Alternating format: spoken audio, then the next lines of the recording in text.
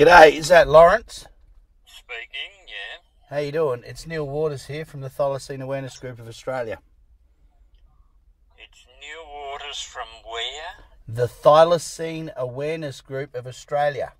Oh, okay. Why don't you call it the Tassie Tiger crowd? Well, it's a very good question, but it's a very simple answer. And that is that prior to the last one dying in the museum, it was actually called the Australian marsupial wolf.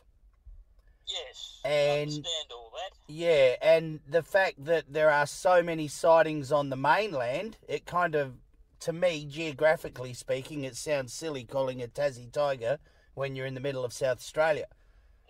It's a South Australian tiger. So I just stuck with the scientific name just to keep it simple, really, so people didn't get confused about where they were. How are you, mate? All right? Yeah, not too bad. Well, as I'm a ex-Tasmanian, Yes. having spent 45 years in Tasmania, Yep. around the bush areas type thing, because I'm a country boy, Sure. I think the Tasmanian tiger belongs to Tasmania, but I can't dispute that there might have been mainland sightings. Yeah, absolutely. I get that. And being a local Taswegian, you take that pride in your own kind of stories and history too. It's our tiger, isn't it? Well, the ones in Tassie are for sure. Where are you now, mate? I'm in Mornington, down on the peninsula south of Melbourne. Yeah, I'm heading down there in a few days. I'm in Mount Gambier at the moment. Yeah, righto. You're bloody roaming around then, eh? I'm doing the full freedom run here while we've got it. I'm making the most of it. Well, eventually you get too bloody old to travel, and that's my problem. Yeah, fair enough. I got your email the other day, but I've been on the road a fair bit, so I'm sorry I haven't gotten back to you straight away. Yes, well, I was just watching a YouTube video from that chap in Tasmania, I can't think what his name is now. I sent an email, I thought it would go to him and he'd probably know what I was talking about and he could go and set his cameras up, because he had cameras, you see. That's me. Oh, that was you, was it? That was me. I got 80 cameras out in the northeast as we speak. Right, so you're in the northeast, you're in the right area, you will find them if they're there still. Yeah, well, I've found them a couple of times, but the shots aren't absolutely crystal clear 100% thylacine, yeah? Right, But okay. I've definitely onto them in at least 3 locations. I know where they're sort of passing through spasmodically. Well, if you want to know, my first sighting... Yep. I was a policeman in a little town called Ringarooma. Yeah, I know Ringarooma. I live at South Mount Cameron. Oh, okay. So you're out in the mining area. Yeah, in all that regrowth that they seeded in the 1980s. I think they revegetated out it. in the land of the Tasmanian devils. Yeah, there's plenty of devils out there. Yeah. No, well, I had been stationed at Ringarooma and I'd resigned from the police force. And what year was this? 1979. Okay. And 1978, I'd say it was. And the police department had decided they'd give me a farewell dinner at the Wellborough pub. Oh, yeah, yep. Right. So I had bought a brand new Toyota Land Cruiser station wagon at that time. Yep. And my wife and I were travelling from Ringarooma to Wellborough over the newly formed logging track that... I know the one that goes around the back past Mount Paris Dam. Yes, that's the one. Yep. And we were coming up the bit of the hill, and I wasn't in four-wheel drive, but I was in second gear, which meant that I was down at around about 20 kilometres an hour. Okay. And all of a sudden, this bloody dog come across and run up the road in the the log truck wheel ruts in front of me, you see. Yep.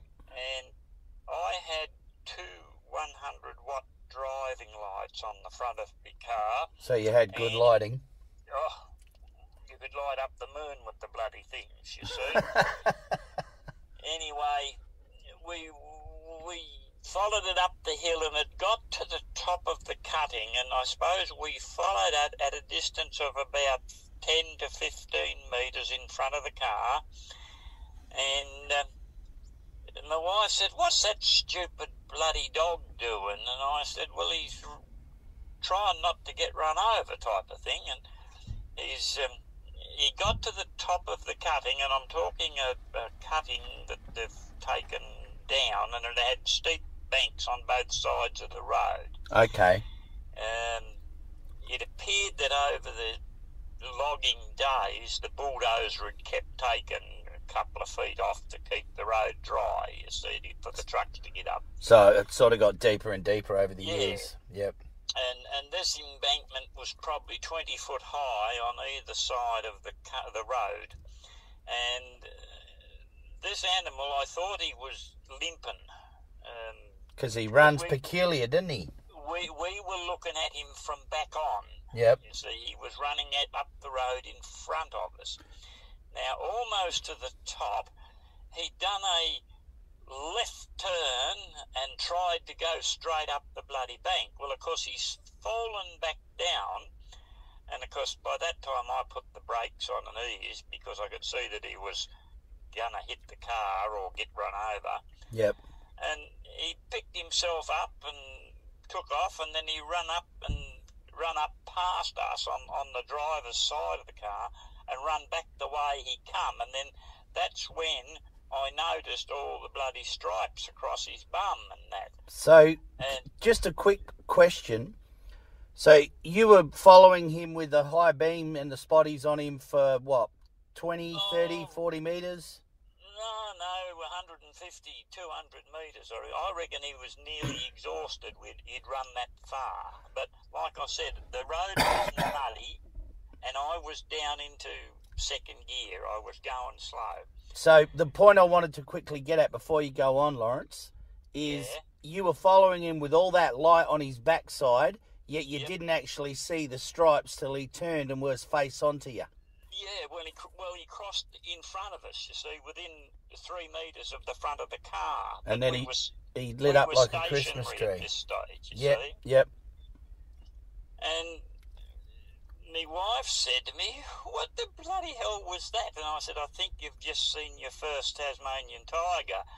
Now, bear in mind that months before that, other people had seen tigers. Yep. And they'd been ridiculed by everybody. Yep. And they'd been laughed at and told them, ask them what they'd been drinking and all that type of crap. Yep. So I just said to my wife, "Well, don't say anything." I said, otherwise you're going to get bloody annoyed because there's no Tasmanian tigers about. Except for the ones that are still there. Yeah, the one that we'd seen, and the fact that I was the policeman there, I was at Ringarooma for over 3 years, you see. Yep. And I didn't want to be the laughing stock of the two policemen that were at Bothwell that had seen one, and the press made them out to be bloody dreaming, they wanted to keep this thing extinct ever since they started the rumour that it was, mate. Absolutely. Yeah. So anyway, to cut the story back down a bit, because it goes on for months, I just said, well, don't say nothing to them, and of course we went to the Wellborough pub. We enjoyed the company of the other police officers that in the district that were there to farewell us. Yep. And I then left the police department, and I moved into a house at a place called New River, which was out of Ringarooma, heading back further up the gully into the bush. You see. Into that dead end area where you can't go any further. Yes. That's sort of up below Ralph Falls, isn't it? Yep, that's correct, up in that gully type area. Yep. And we lived there for a while because I took up a job with a timber falling company because my background, my history as a kid was the bush because my dad was a tree faller for a sawmill company, you see. Yep. And they used to build sawmills for the Tasmanian board mill. But anyway, I was falling timber, and then my wife and I decided that our kids were school age and they needed a bit of permanent school, so we decided we'd go back home to a town called Railton. Oh, yeah, yep, I know where that is. Out near Sheffield. Near Sheffield, yeah. We both grew up in Railton, you see, and we rented a house at Railton, but I kept my job going with this timber contractor up in the Mount Hunter area, which is up the back of Mathina. Yep. And every Monday I would leave Railton and I'd drive for 2.5 to 3 hours to get there in time, and for several years I kept 8 log trucks working. Okay. As a tree faller. Yep. Anyway, one morning I arrived there. It was still dark. It was in the winter time, and it was probably 6:30 by the time I got there. And I thought, well, I won't go in the bush yet. I'll light a fire, and because the operators will be here to get the logs and the truckies, and that'll turn up. But I'd just driven from Railton all the way to the bush, and I'm standing on the road with the driver's side door open, the car engine idling with my lights on full beam, and I'm having a pee, you see. As you do.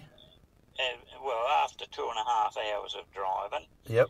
And all of a sudden I heard this yap, or it wasn't a bark, but it was a funny noise, and I looked up, and 10 metres in front of the car, in front of the lights, is an adult Thylacine, or Tasmanian Tiger. Yep. So the car noise, the lights, was not disturbing it, and it looked behind, and then I saw 3 little fellas come out behind it. Oh, beautiful. Follow her across the road. Yep. Well, I went up to have a look, but remember it's dark, and I'm in the car lights, and I went up to have a look to see, because I knew what had happened months ago with this bloody Thylacine at Wellborough. Yep. And I thought, now bloody hell, 6 months ago we seen this one fall down the bank in front of us, and here I've seen an adult with 3 little ones following, and they were heading in an easterly direction across the road in front of me. Right. But while I was there looking for the footmarks, because my idea was to photograph them if I could and prove that they were bloody Tasmanian tigers, so people wouldn't bloody tell me I was nuts. But there was no stripes on the 3 little ones. There was definitely stripes on the adult one. But I can't say that there were stripes on the little one, because they was only there for 4 or 5 seconds as they crossed after their mother. Sure. In front of me. Yep. While you're standing there having a pee. Yes, yeah. Well, while I was up in front of the car looking for these wheel marks, the first bloody log truck arrived, you see, and of course I'm in the middle of the road. Yeah. And so that was the end of that. Well, by the time I got back at the end of the day to double check it out again, there was no trace left of their footprints or anything, and just with the dust and that was on it.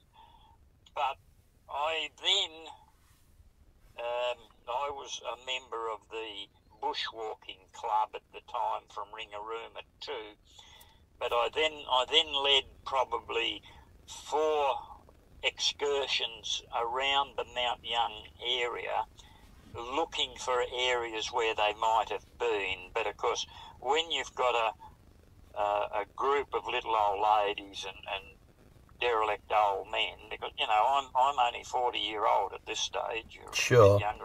I was quite fit, but you didn't want to drag them off the track too much. I didn't want to go bush with them because they was enjoying. They was a naturalist club. They liked to have the from the botany side of it, looking at the different trees and all that kind of crap. And whereas I was interested in tracking this bloody thing down. Yep. But there was an old chap called Cotton, George Cotton. He lived up on the Mathina Plains, and he had a hut that he'd built into the bank up there. And when I was a policeman, I used to take him up a loaf of bread and a pound of butter and that, every fortnight, just to check on him to see that he was alive. And yep. him and his wife was up there, and he used to say, you'll hear the tigers growl, and they growl all night. And I used to say, you're bloody mad, there's no tigers. But after I saw the first one, as I was going to Wilbur, I knew that maybe there were tigers. But yep. when I saw the mother with the 3 pups, I was convinced then that the tigers were there. But I never, ever told anybody that I spotted them. It was my secret, and I was going to be the one to find them, you see. But I systematically over the years, I never ever sent cameras out or anything like that. I never had that kind of money. But as often as I could, I got up there to bushwalk the place. Yep.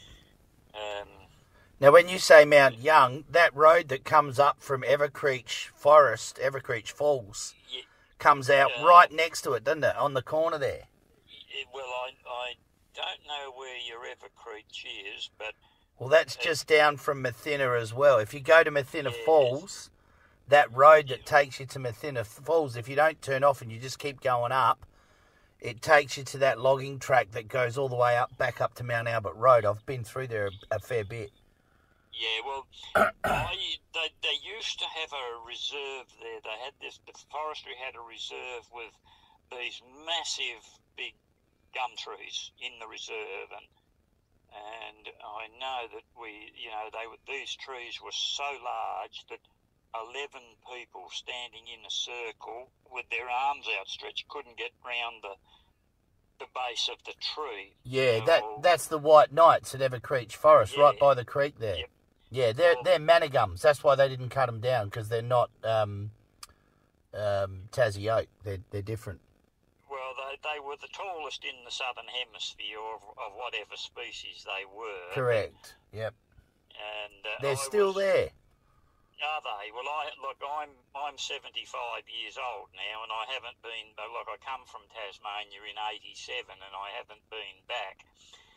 I've been in Melbourne ever since. Yep. But my family still live there. I'm one of the Ross Arden Lowes that come out. I had a brother living at Mathina, and he's now living down at Seymour. But our families, and like when I was a policeman, I was also stationed at Fingal, but they moved me out of Fingal because I had too many relatives. Okay. They thought it might be a bit of a conflict of interest. Conflict, yeah. So they sent me over the bloody hill to Ringarooma, didn't they? Yep. Yeah. They can't even get a copper to post in Ringarooma anymore because there's nothing there. Even the pub's shut. Not even the shop's open. It's that dead. Yeah. Well, I think that they sent me there because the policeman that was there, he had to create his own mischief to bloody hold his job type of thing. It was that dead. It was, well, he used to play up a little bit, and of course the young fellas used to set him up because he'd lied, he'd commonly what we used to call brick so many blokes and young fellas, but the young blokes would fill their cars up and then they'd do wheelies all over the nature strip and around the front of the police station. and of course then when the policeman got out of bed and jumped in his car and rushed out to chase them, they would just keep him far enough behind, and they'd run round and round the block in the town, you see. And drive everyone nuts. Well, the bloody stupid policeman would run him he would chase him so long that he run out of petrol. And of course, they sent me over there because I had a reputation of being pretty bloody straight and down the line.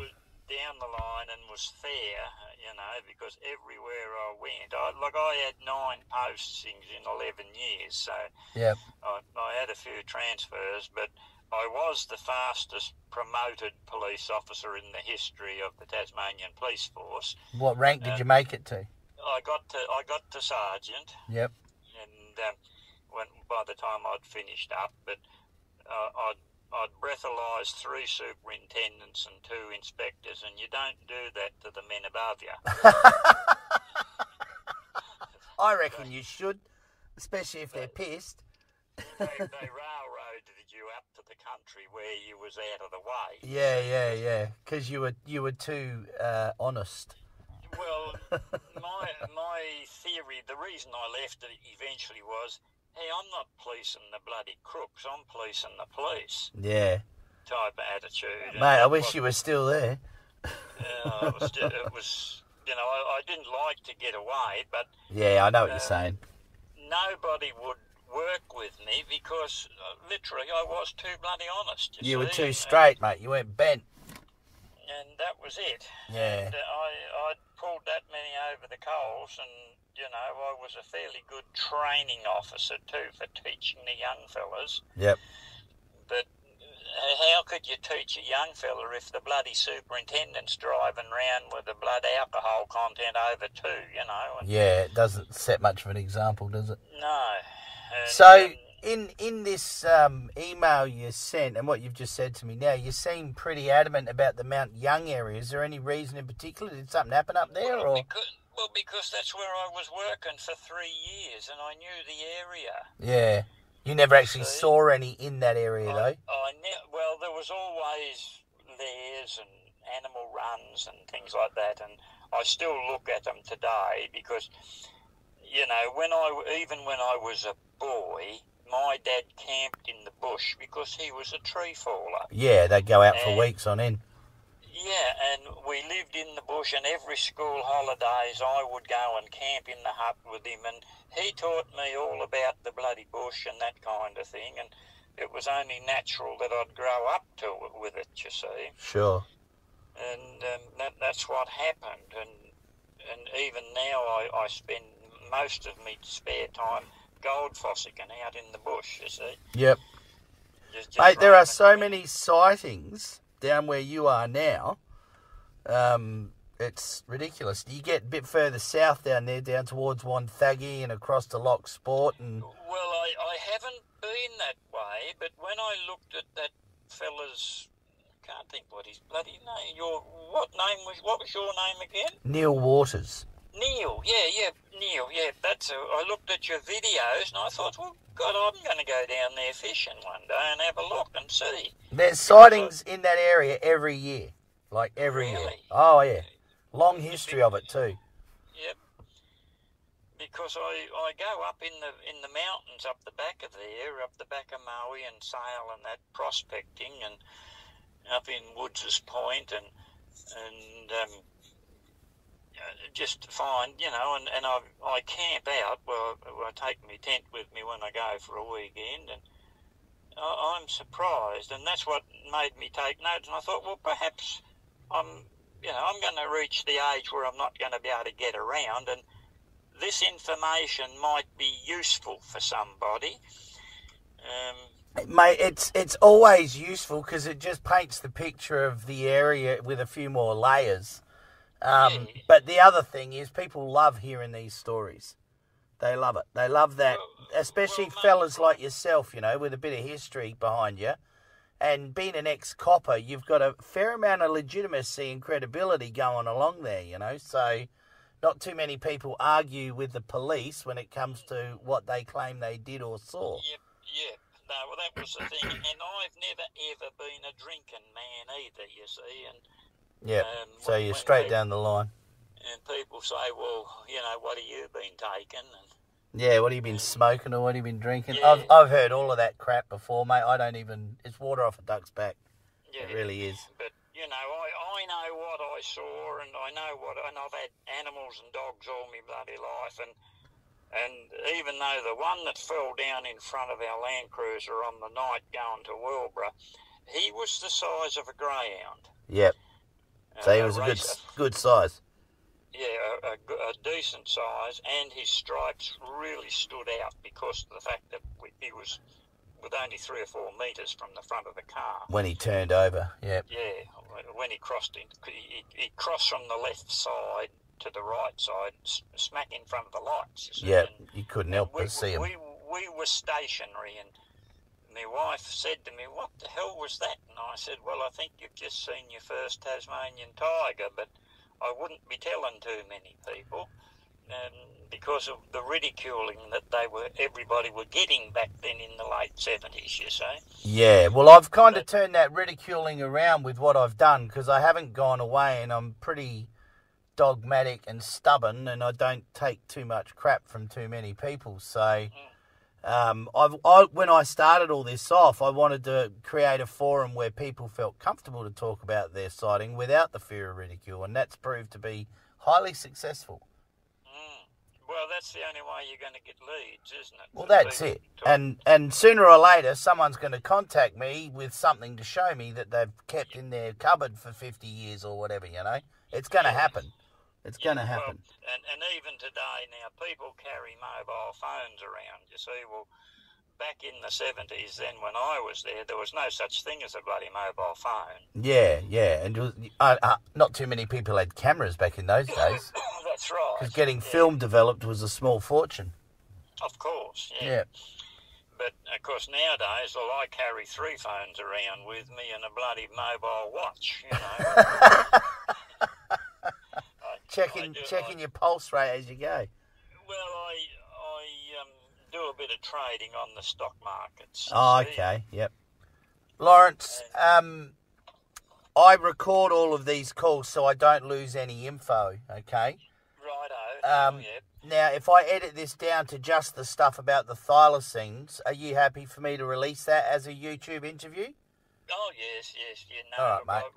I've got no qualms at all. I'll keep all the stuff out about your personal business, that's fine. I'll just edit that out, but that'd be good, mate, because people love these stories. Like I said, they really enjoy it. I get heaps of emails and messages from people that are enthralled by it from all over the world. We've got people in about 100 and something countries watching our YouTube channel.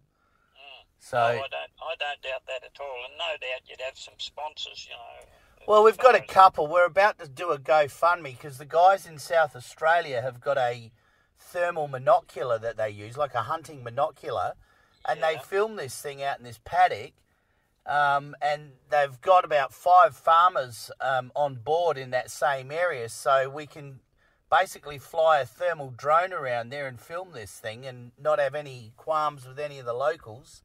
Yeah. So I'm going to do a funding thing to try and raise about 10 grand to get them a decent thermal drone. Okay, right. I've actually got a little one that was given to me by a couple of supporters from Sydney from a film crew. But that's just a normal drone for filming, you know, just basic stuff. But I really want to give the guys in SA the best chance to prove it because I'm from South Australia and I've seen... Well, I haven't seen one in South Australia, but I've found their prints, and I got barked at by one in the forest there a couple of years back. Right, and that was that dry coffee bark. You got growled at by one. Yeah. I reckon it was a female with young too, because I could hear little ones kind of making a bit of noise, and then I heard these 3 raspy barks. And I was going like mad to bring out the voice recorder in the phone, but she buggered off before I could, sadly. But she did it 3 times. And a fella in the Adelaide Hills gave me a recording from one of his trail cameras, and that audio was identical to the Tasmanian audio from one of those docos with Nick Mooney and Eric Geiler in it from the early 90s. So I know what we're onto. I know we're onto it. I know our prints are bang on the money. We're finding those big 5-toed prints all over Australia. So if it's a dog, it sure can swim bloody good. and it likes to travel all around the mainland. So it's an interesting thing because the mainland has always been a bit of a laughing stock as far as scientists go, but when you talk to hundreds and hundreds of people and they independently describe very similar things, you just can't ignore it, Yeah, that's right. So that's where I'm at with it all. But, mate, I really appreciate your story, and I love talking to fellas like yourself that have been around the traps and know what you're doing and know what you're talking about. It's my old man was a truckie, and we travelled up and down the Barrier Highway many, many times. And used to meet a lot of characters back in the day when I was with Dad, and you never forget those kind of stories, from these genuine old Aussie blokes and women that know what they've been doing. I've got a farming lady from down here, actually, who lives out near Burke now, but she grew up near Robe on the southeast coast. Right. And her old man shot too back in the 50s and 60s and kept the pelts. Oh, really? Yeah, and when he carked it a few years back, her brothers cleaned out the shed and they disappeared. So... Oh, okay. The evidence went. Yeah. The evidence went. I've come close a couple of times, but we'll get there. I'm a patient man. I know we'll get there eventually. Well, in my case, I've been all down through the Franklin and the Gordon and that area, and even right into the Jane River, and I reckon I've seen poo. Oh, yeah. Tasmanian Tiger poo, because I know what a wombat poo is, and I know what kangaroo poo is, and I was an underground miner at Queenstown before I joined the police force, you see, so I know what the West Coast is like, and when they were building the Franklin Dam on the Gordon River down there, when they was having all the bloody riots and everything. In the early 80s. Yeah, I had 8 men working down on that for the government, you see. Yep. My contract was to fall all the timber under the perceived water level when the dam was built. Yep.